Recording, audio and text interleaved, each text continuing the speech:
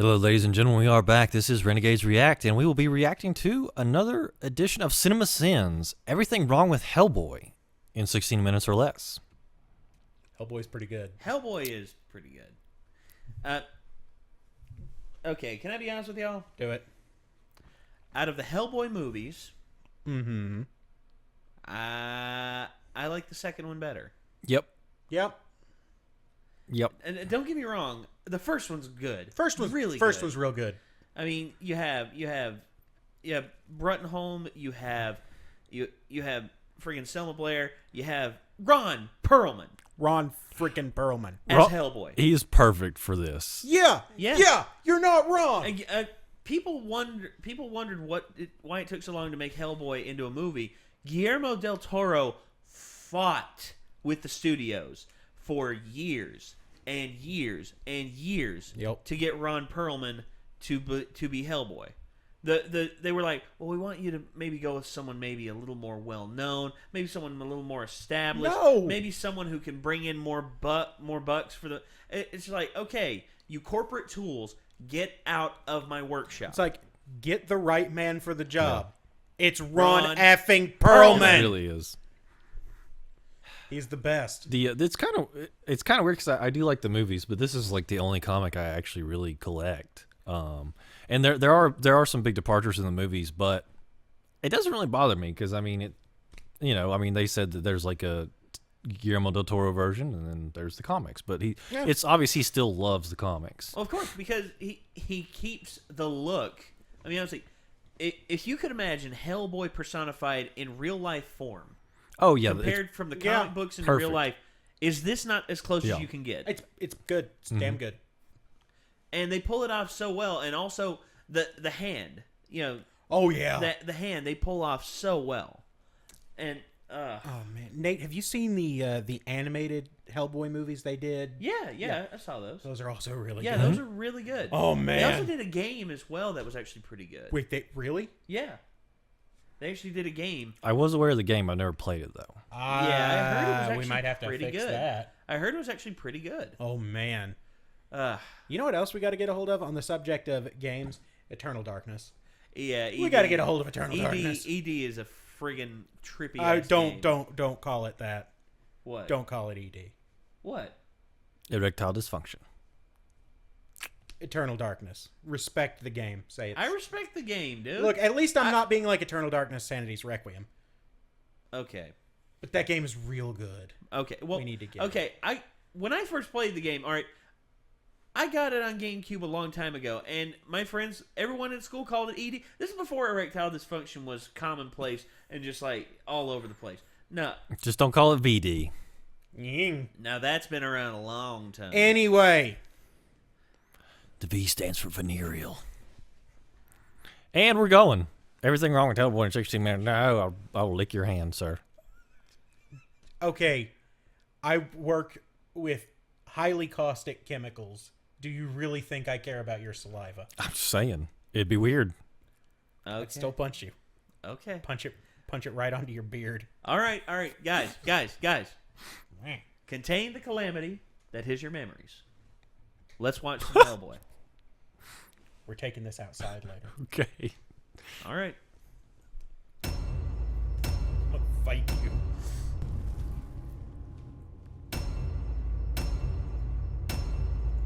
Reading. Speaking of reading, thanks for the page number. That lets me know it's a totally real book about make-believe things. What is it that makes a man a man? Narration by John Hurt is still narration. It's John Hurt, though. It's John friggin' Hurt, dude. Because You black need to magic take off alone 2 isn't cents good for enough. that shit. It all began in 1944. Movie goes through the trouble of having John Hurt set the stage, but omitted just enough narration, so we need text with a date and location, allowing it to hit 3 expositional cliches in the first minute. No, men.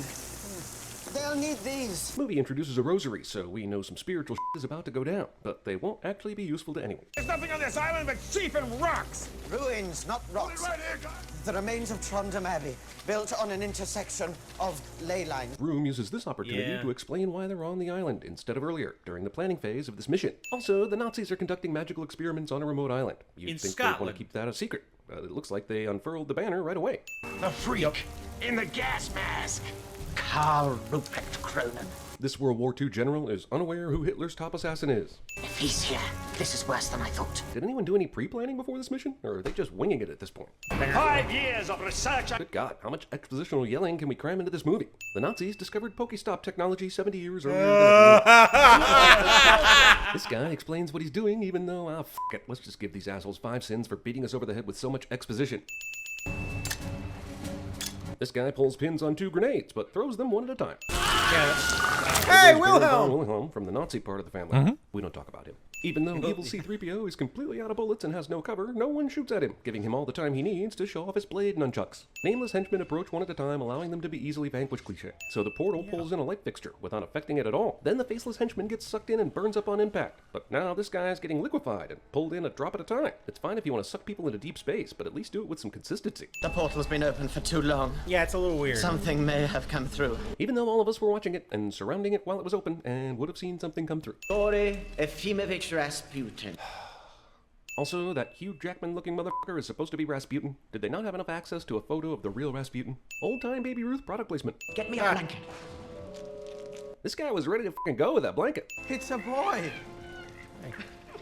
It's just a baby boy. Kind of These want a baby characters Ruth have now. confused finding a demon creature in an old abandoned church with a baby being born. I'm not sure how those 2 black soldiers got into this platoon, considering the army didn't integrate until several years after World War II. One full minute-long title card. Hellboy comic book based on the rumors of a real Hellboy based on the script of this movie, which was adapted from the Hellboy comic book. Moldavia doesn't exist anymore. The western half is part of Romania, and the eastern side is the Republic of Moldova. That said, the former Principality of Moldavia had a pretty bitchin' flag. It's a shame this guy wasn't suspicious when they asked him how quickly he bleeds.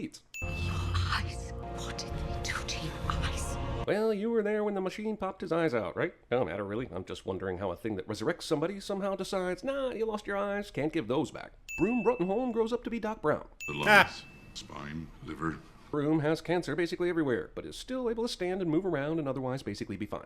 Tom Manning has been head of special operations at the FBI. Even though they explained who this guy is 10 seconds ago, movie still felt the need to put his name at the bottom of the screen. Also, why is a high-ranking official for the FBI on a talk show discussing this? What's he going to do next? Dispute the findings of the Weekly World News? Waste Management Services?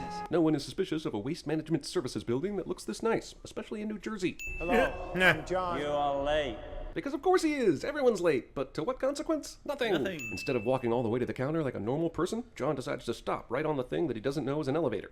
Turn the pages, please. I'm surprised he didn't send the no handrails thing. This seems like an incredibly inefficient way to read, waiting for someone to come along and turn the page for you. We find out later this guy can do basically fine outside of water, so if he wants to read a book so f***ing bad, he should just get out of the damn swimming pool. And even if he wants to stay in the pool, can they not get an intern who will laminate some pages? Isn't this what I pay taxes for? Agent John T. Myers, Kansas City, 76. Abe Sapien's superpowers include breathing underwater, some form of telekinesis, and expositional rambling. April 14, 1865.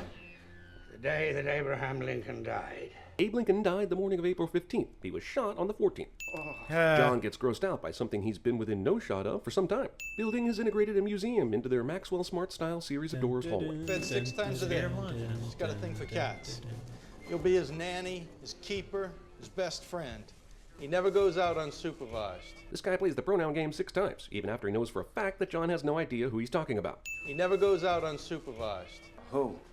They're already deep underground in a vault. Can they really not tell this kid what he's here to do? I hate those comic books. Was he standing there this whole time? John didn't notice? And the guard giving him all the instructions talked about him in the third person like an asshole? He doesn't age like we do. He's barely out of his 20s. But he's played by a 54-year-old. I have these for you. Even though Hellboy is in his early 30s, he can still be influenced by candy. Stare at what? His horns. He files them to fit in. Of all the flimsy things going on, this is by far the flimsiest. He's a giant red dude with a tail that is basically a demon/government prisoner. Who the f*** is he trying to fit in with? The girl who spontaneously combusts? A better explanation might be it's easier to put on shirts without giant horns on your head. It's not wrong. Well, traditionally in the comics, he doesn't wear a shirt. He just wears his trench coat. I thought I stumbled into a Scream movie there for a second. Man, that Not knocked a me out. problem. I need to recollect my bearings here. We're here at the Mackin Library, where just hours ago an alarm was triggered. Slow news day? One sheet of glass between them and us. Story of my life. Abe says this like he's in a terrarium most of the time, but more often than not, he's out walking around with everyone else. Like now, for instance. Liz left us, Red. Take the hint. We don't take hints. Not taking hints. The statue, however, was hollow. A reliquary. Not quite. A reliquary is a container that a relic goes in. A hollow statue is referred to in the archaeology community as a hollow statue. Perfect job for these babies. Made them myself. Where did you learn to make bullets? Toontown? Abe's telekinesis occasionally needs to be aided by sticking his suction cuppy hand to a door. Behind this door, a dark entity. Evil, ancient, and hungry. And easily contained by common doors. Hey! Stinky! Kitchen's closed. Hellboy wastes a lot of time amusing himself with one-liners, rather than just killing the dark, evil, ancient, hungry entity. Entity's name is Samael, the Desolate One, son of Nergal, brother of... Abe somehow can't translate the most important word for Hellboy before he does battle with this thing, or just decides to cut himself off for fun or some. Apparently, in this universe, moderate shoves that would simply knock a large man back a bit send a very large demon creature halfway across the room. Since the holy water bullets didn't work, Hellboy decides a paintball might be more effective. Hey, crazy costumes, huh? Nice cover, kid. Hellfrogger. Somehow, fucking people running in the streets, nobody wants to slow down. Not one car. I see people slowing down for birds, for Christ's sake. I'm fireproof. You're not. And yet, 42 seconds ago, you singed your finger on a hot horn. I'm fireproof.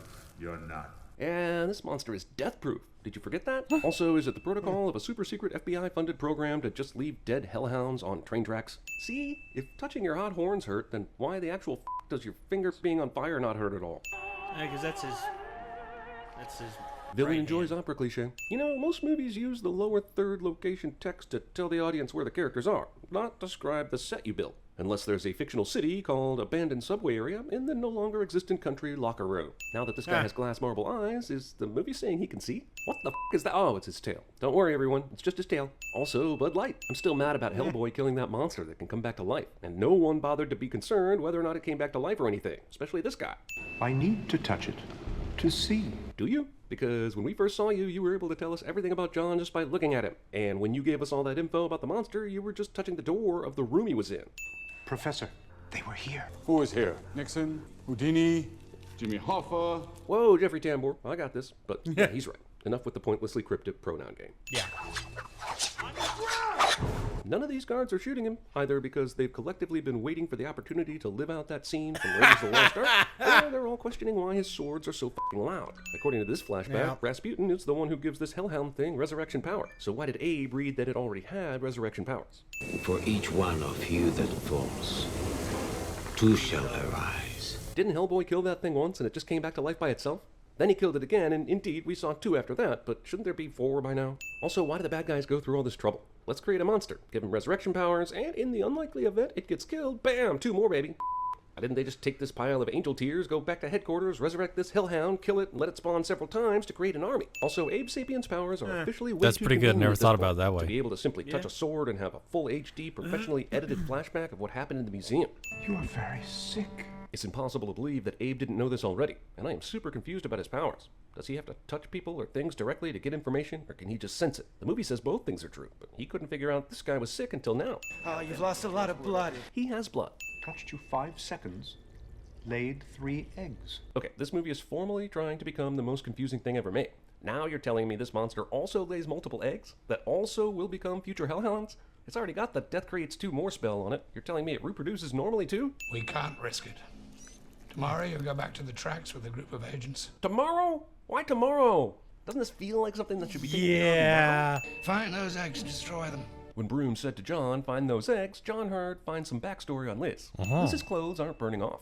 I think I can help. We're basically halfway through the movie, and you have done next to nothing so far. What is your area of expertise? He doesn't want me with him. Hellboy asks a valid question that the movie doesn't have an answer for, so they smash cut to the next scene, using Hellboy's valid question to make it seem like he doesn't like John. Look, I am not pure of heart. Yes, you are. So John is Broom's worthy successor, not because he has immense knowledge of the occult or any real combat experience, or is well liked by all the abnormal creatures in the BPRD, but because he's pure of heart? F you, movie. Born from St. Dionysus. Which one? Pope St. Dionysus? Or St. Dionysus of Alexandria? St. Dionysus of Paris? St. Dionysus the Areopagite? St. Dionysus of India? Is Sam's tongue much shorter in water? Because we've seen him use his tongue successfully over much greater distances on dry land. This guy is definitely going to be killed because his weapon has to charge, fuel, and load. Samael, hound of the resurrection. Didn't I kill you already? Hellboy asks this, even though he just said how that creature was the Hound of the Resurrection, and they f***ing talked about how it comes back to life the last time they ran into it. Yep. Trains in movies always arrive right when a fight occurs. No one down here wants to run away from the two monsters fighting. Really, man, they can't miss that train. No monster fight has ever made them late, and they ain't starting now. Phone ex machina. Also, now that Hellboy smashed this thing over the Hellhound, how's Neo supposed to get back to the Nebuchadnezzar? Why not just slide the moves over to the group of people? Holding on to them while you fight is definitely worse than just leaving them where you found them. I guess no one explained to Hellboy that killing these things produces 2 more? Not important information, I guess? After stabbing Clay approximately 15 times, Cronin's blade and glove miraculously have no blood on them. Hellboy decides to attack his boss with a hot water heater, which is something I also learned you shouldn't do the hard way. Something I learned in therapy. I'm depressed. 1 rubber band. I'm impatient. 2 rubber bands. So they taught you when you have bad feelings to inflict small amounts of pain on yourself? People who work closely with Hellboy haven't been told about his escape yet, and knowing his affection for Liz seems like they might be the first people to be called. No cream and sugar, moron. She takes it black. 2.5-hour movie wastes time exploring Hellboy's unfounded jealousy.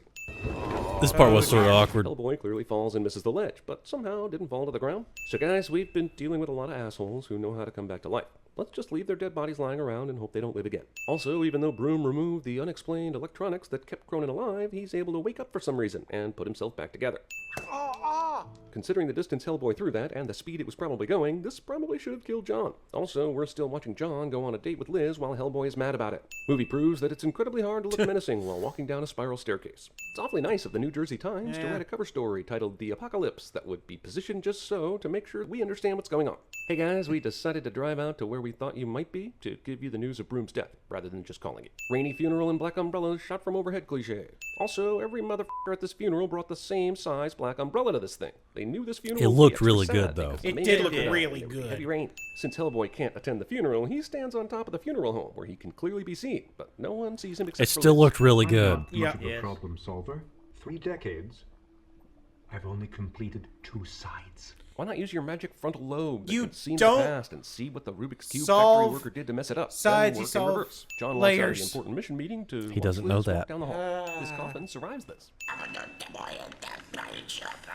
No, this is good. This is what the movie was missing. A sassy sidekick. Also, this dead guy that Hellboy brought back to life told him there was miles of tunnels underneath here. But after that, this has been totally worthless. He doesn't know where to go, so why did they even bother to haul him down here? This actually works. The people in this universe must be very slick. Hellboy begins to levitate for a moment. This is about where the door was when Manning slid through, which means it should be closed at this point, unless the door immediately paused and only began moving again at this moment, which would be very considerate of the door. Really went deep.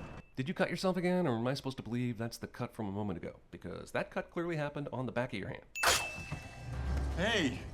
Hey, what's wrong with you? Seriously? All Cronin manages to do in this situation is not kill anyone and break his own gramophone. Also, why is there a rope hanging right over the trap that's supposed to kill people? And why did the spikes come out after the victim probably already fell to the ground?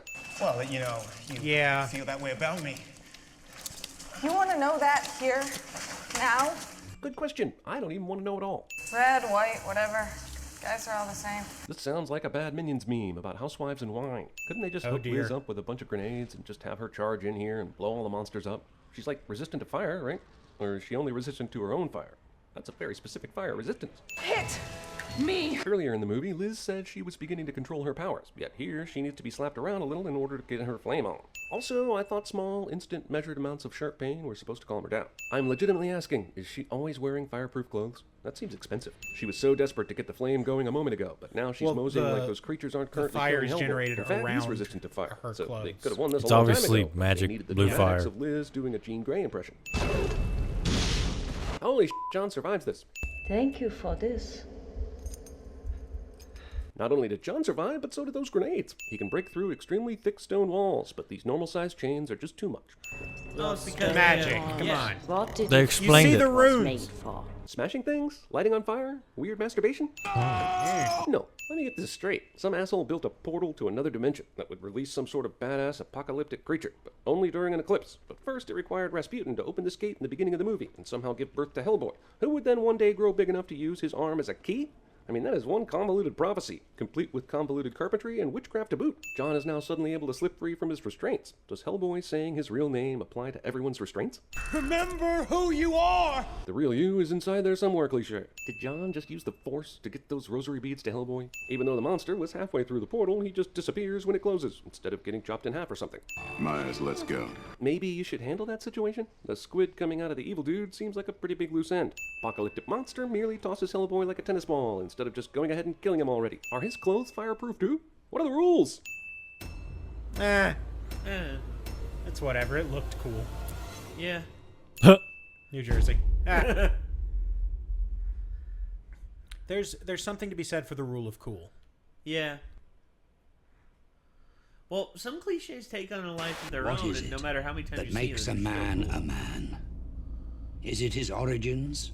The way things start? Sure, that and a pair of testicles. You're J.B. Pruitt. The world's greatest hand model.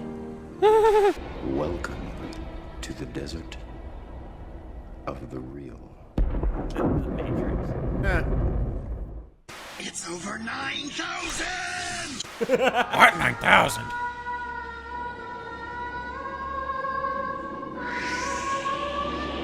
Look at the size of that whammer! He's got a huge talent! Yes. Last night, I actually had a dream. My flour sack was abducted and the kidnappers started sending me muffins in the mail. Out there, wow. There's a world outside of Yonkers. Out there beyond this hick town, Barnaby.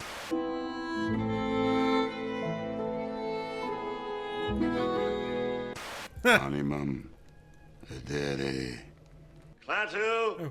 Barata! Nice. You got what you deserved. Yes. He's alive! Tucker's alive!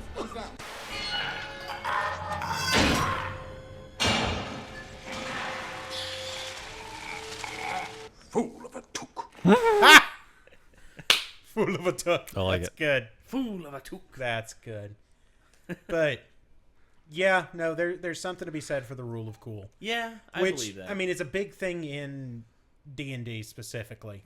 Because it's like, okay, could you normally do this thing? No. Is it cool? Yes. The DM should probably let it happen. Right. Yeah. Well, as I stated, some cliches take on a life of their own. Yep. And honestly, no matter how many times you see them, it's all in the execution. It's true. In which the execution which Del Toro pulled off a lot of the stuff in this, I think the rule of cool should apply to a lot. Yeah, yeah, definitely. I mean, that's just how I feel. I mean, there's a lot of cool stuff in there. And honestly, here's the thing, though. You're making a comic book movie. A lot of the stuff that happens in there would fit perfectly in comic book form. Mm-hmm. Yeah. Like, you could take stills from this movie and make a comic book out of it. Yeah, 100%. Which is exactly what you should have with a comic book movie. Sure. Yeah. So, F it. Well, that's just it's perfect. Well, someone did actually well, for the most part, okay. Sin City is one of the best examples I can think of a comic book movie, a comic book brought to life. Agreed. Both creatively, it's way up there. Well, there are a few things that they changed for sake of runtime and also for sake of storytelling. Yeah. For instance, for Marv's story, they cut out that. In the movie, it appears all of this takes place over a day. It all takes place over a day. Mm-hmm. Whereas in the comic book, it takes place over 3 days, and there are actually sections during the day where Marv actually has trouble sleeping, and I find those scenes to be actually pretty funny and actually pretty cool, but they weren't included in the movie, and it's just like, aw, that's kind of sad. But yeah, what can you do? Yeah, you can't really do much. I mean, you can't have everything. No, it's impossible. Yeah. Well, I mean, as much as we might wish, you can't have everything, because then, there are going to be spots where it might be important to the story, but it's going to drag and...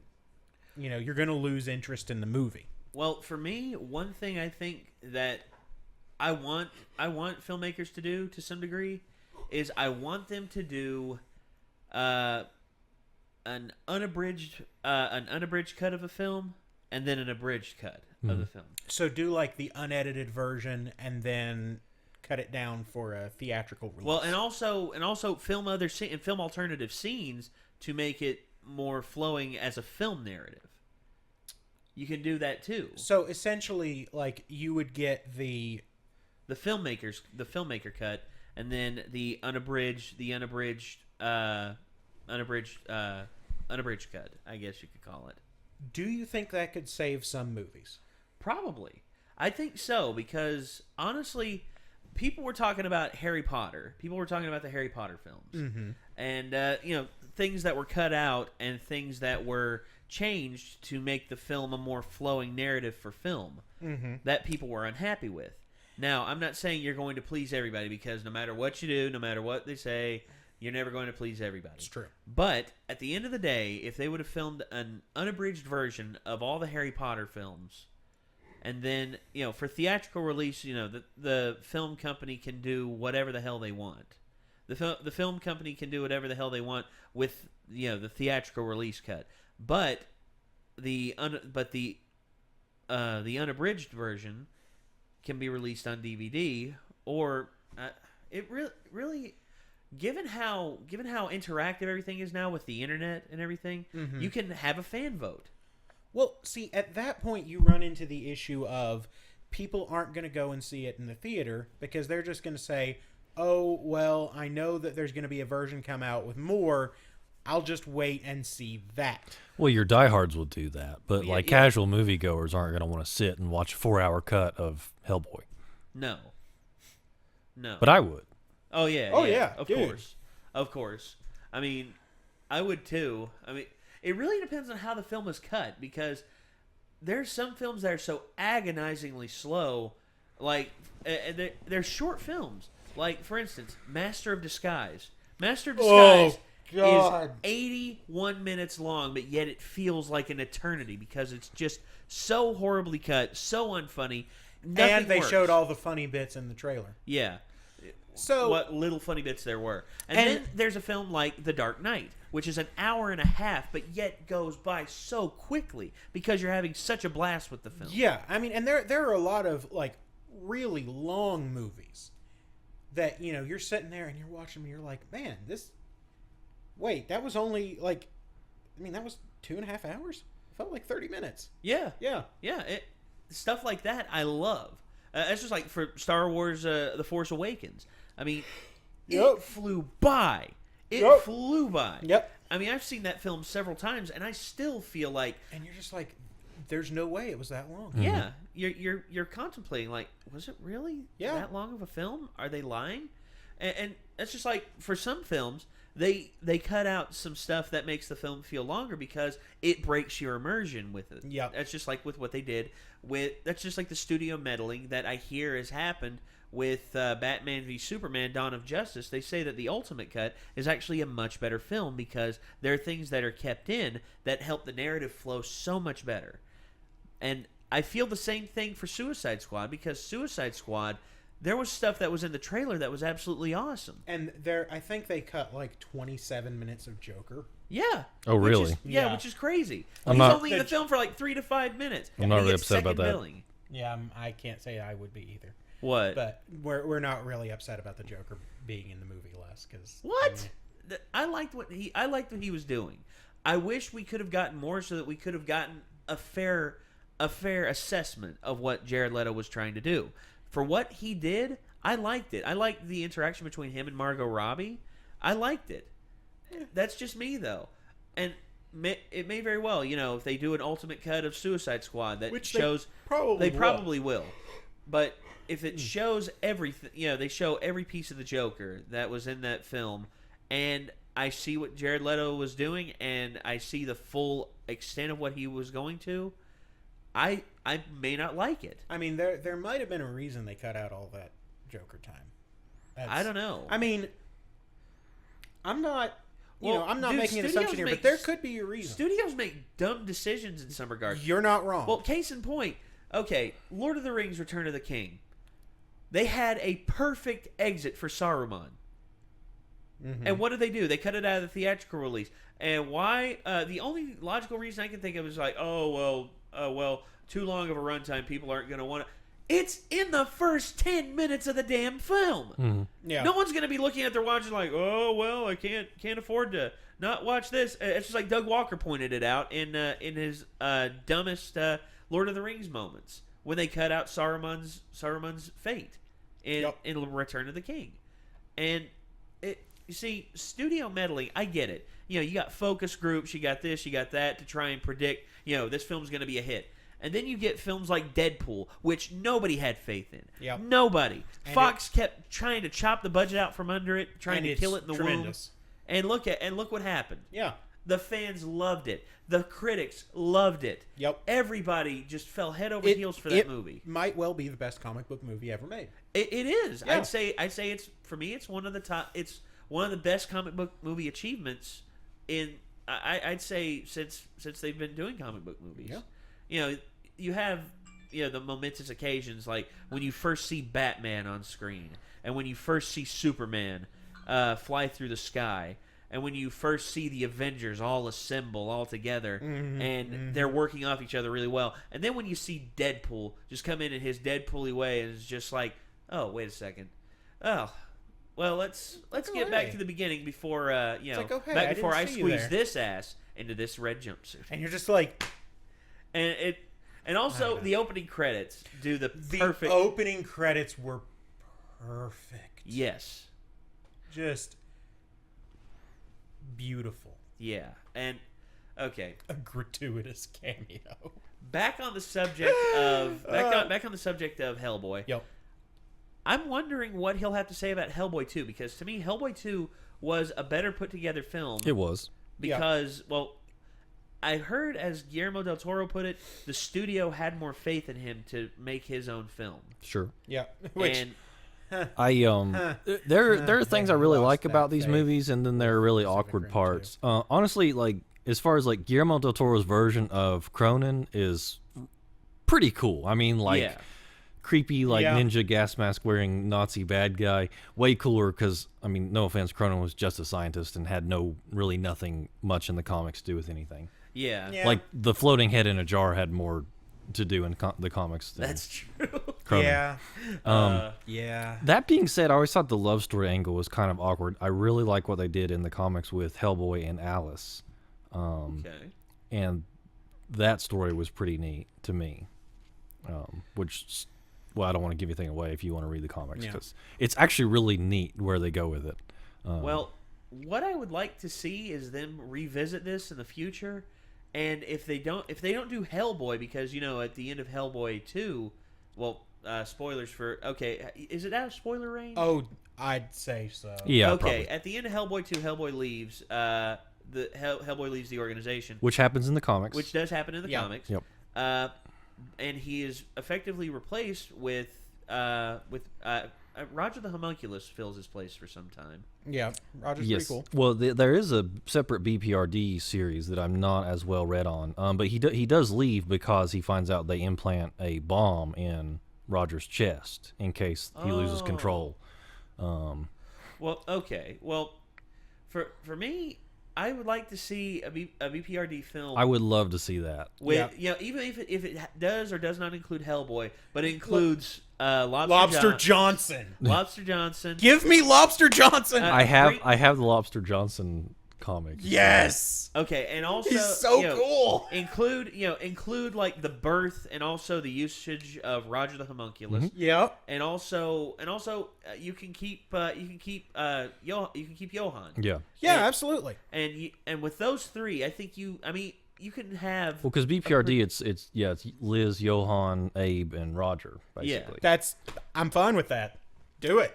But I would love a Lobster Johnson movie. You're never gonna see that though. Dude, I want it so bad. Yeah. Lobster Johnson's the coolest. Yeah, he's the coolest. Well, you could have that, and if Guillermo del Toro comes back for it, or if not, I mean, heck, from what we got from Guillermo del Toro is more than I ever thought we would get out of Hellboy. I mean, I thought they'd be done after one, but then the studio's like, you know what? Do another one. Do another one. And one he's more. like, okay. He's like, okay, balls out. Here we go, boys. Yeah, I'm not a baby. I'm a tumor. Yeah.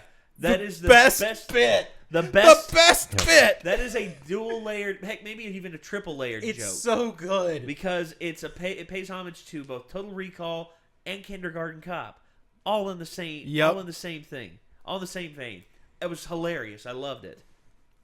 Oh man! Gosh.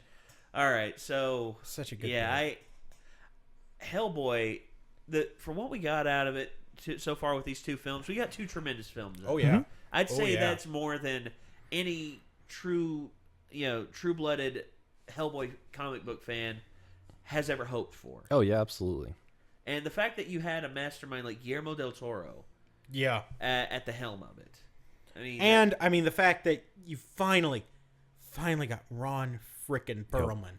Yeah, after years, I think it was like 8 years he fought the studio. Yep, over that because no one else wanted to direct the Hellboy movie, and Guillermo was just like, I'll do it. Just let me put Ron Perlman in. They're like, but why can't you use somebody else? Why can't you use someone who? And it's like, quit being such a tool. It's like, look, Ron Perlman's the right man for the job. Yeah, quit being such a tool and let Guillermo have his vision. You know, it's sort of like with Deadpool. I mean, for Cable, you've got two choices. You've got Stephen Lang or you've got Keira Knightley. Well, actually, what's his name from Friday Night Lights? Kyle. I forget his name. Not Kyle MacLachlan. Yeah, that was like. Wait, Kyle Chandler? Yeah, Kyle Chandler. Yeah, they're actually talking about Kyle Chandler. Don't look at me like that. Well, I don't know anything about Kyle Chandler. Huh? I don't know anything about Kyle Chandler. We need to have a talk later. No, you need to have a talk with your other friend named Ben because Kyle Chandler is his number 1 male celebrity crush. Oh gosh. Oh. Wow. Okay. So Kyle Here Chandler we go again. Kyle Chandler is potentially in the talks to play Deadpool or not to play Cable. To play Cable. But I mean, you have Stephen Lang Stephen. The biggest problem Keira they Knightley. point out. Or The Keira biggest Knightley. problem Seriously. that they I would point watch out. that movie. Yeah. Okay. The biggest problem that they point out is that Deadpool compared to Cable, who's bigger? Cable. How much taller would you say Cable is? 6 inches.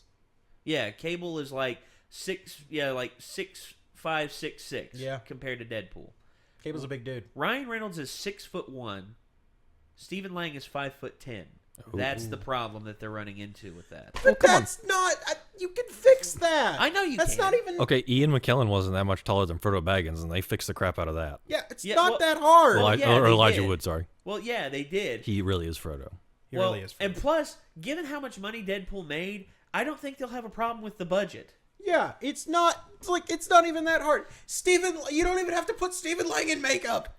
Well, I think for the robotic eye, I think if you have to put Stephen Lang in a little makeup. Well, even then, you can just do CGI. You can Yeah, just do I mean, it's you fine. can just do the face mapping that they did for Aaron Eckhart when he played Harvey Dent for the Two-Face. Yeah. For Two-Face, and just do that. Anyway. Yeah. All right, everyone. I think we've gone off the rails for long enough. We had to have been anywhere near the rails to start. 40 friggin' minutes. Are you kidding me? Well, that was supposed to be like a 16-minute video, and we just knocked that one out of the park. Having a good time. Having a good time. So that was that, and I mean, honestly, they've seen the show, so Yeah, what do they expect? know it. Yeah, they should know by now. Yeah.